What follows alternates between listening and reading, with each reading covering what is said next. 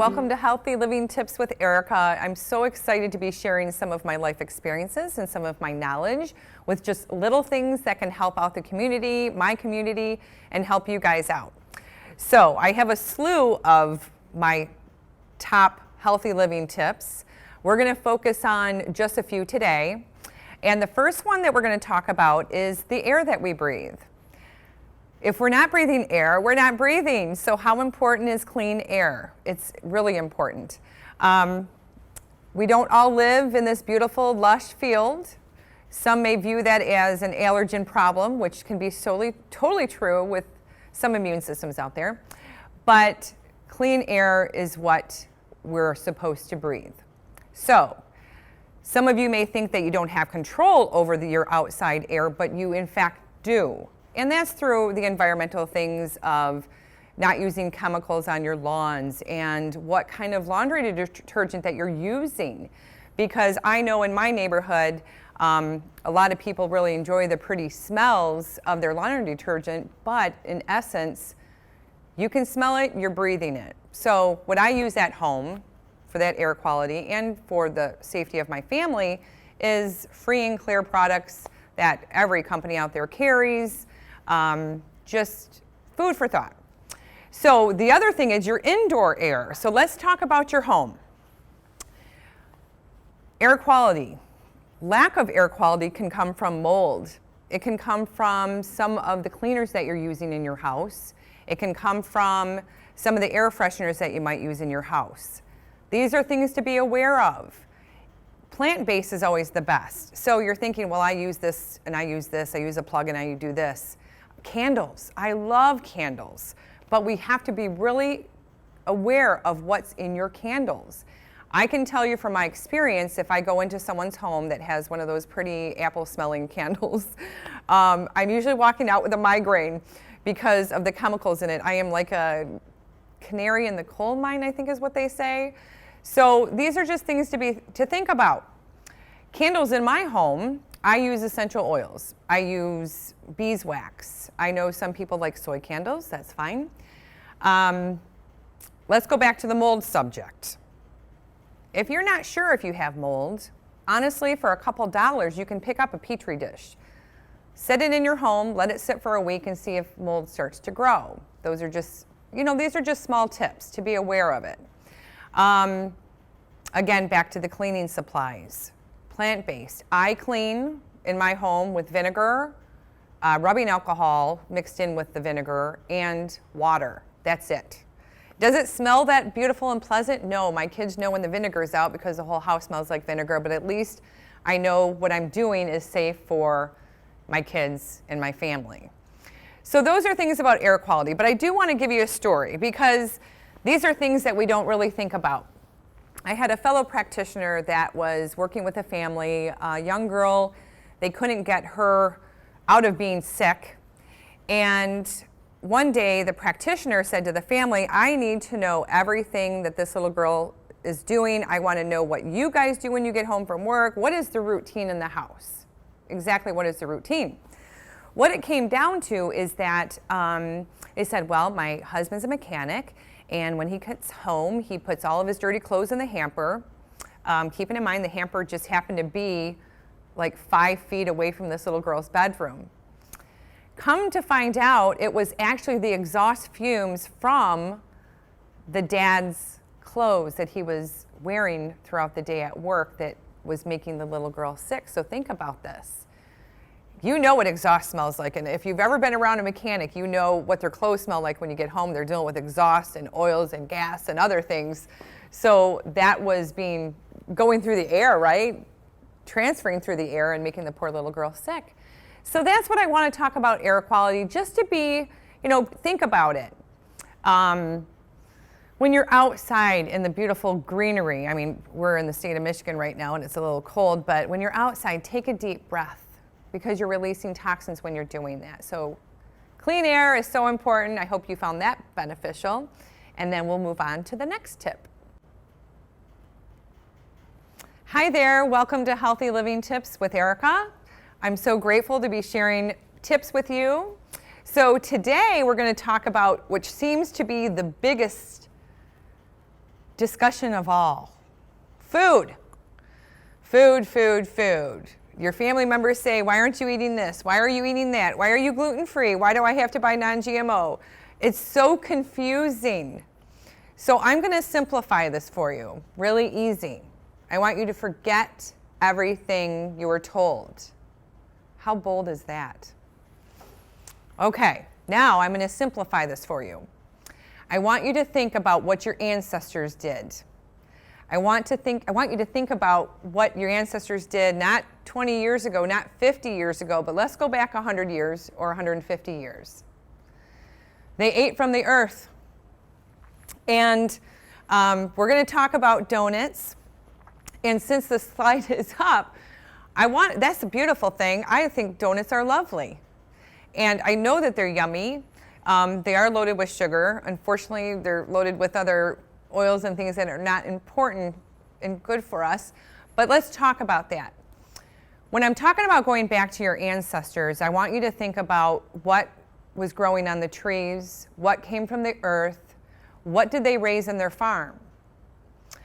A couple hundred years ago, we didn't have all the industry that we have now with the farming and mass production of things and modifying our seeds to get greater crops. So really, let's just keep it simple. What would your ancestors eat? I wish donuts grew on trees because it would probably be my morning breakfast every day. But in essence, donuts don't grow on trees. But apples do, and oranges do, and pears do, and other lovely things do. So I just want to really, I'm going to get into the details of the other things too, but I just want to simplify this. Our bodies are designed, not just the human body, but animals and the like, insects. We're designed to eat real food. When food is modified and reproduced and frozen, defrozen, all this other stuff, it loses its nutrients. In our office, we do recommend you eat an 80% alkaline diet. Now, with the alkaline diet, you're eating more real food. Alkaline foods, it could be, kale, it could be lettuce, it could be a tomato, it could be a lemon, an apple. Those are alkaline foods. We talk about 20% of the other part of the diet being acidic foods. That is your protein. Those are your meats. Those are what we call the fun foods. That is a donut.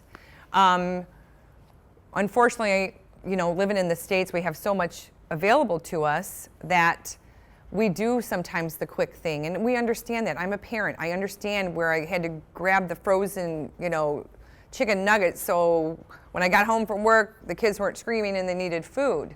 There's healthier chicken nuggets out there, by the way, than there were when I was raising my kids. So just simplify it. 80% alkaline, 20% acidic. That's what our bodies are designed to do. Now, I want to get into organic. So some of you might think, well, why does everyone tell me to buy organic food? Well, because organic, under USDA guidelines, has to be 95% free of harmful chemicals. If you see food packaging that says natural, that's not actually under any guideline. It's just a nice fancy word that says natural. But organic means that we hope that we're getting the best food that we can for our family, for our bodies, okay? We're going to get into other things about stomach stuff, but not today. We're just going to simplify it. So the other thing about food is the GMOs. That is a genetically modified organism.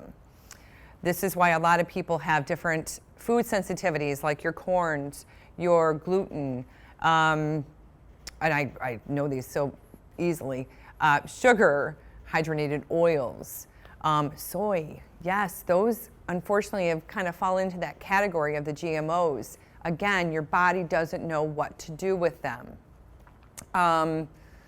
So I think that's the simplest form that we can chat about as far as food goes. Keep it simple.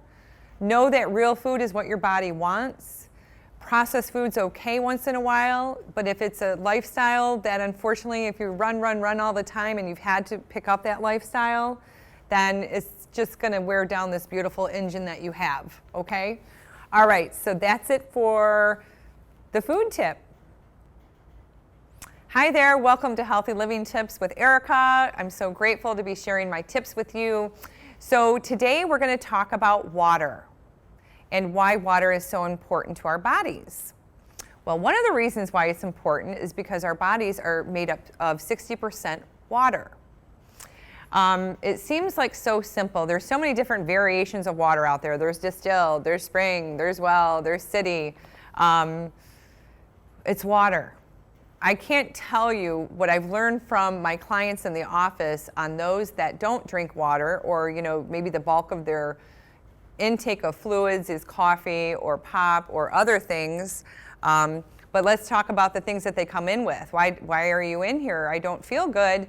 Then let's talk about it. It can be as simple as drinking water. They come in and say, my back hurts, my lower back hurts. Could that be your kidneys? You need water. With teenagers, how many teenagers are obsessed with pimples and acne?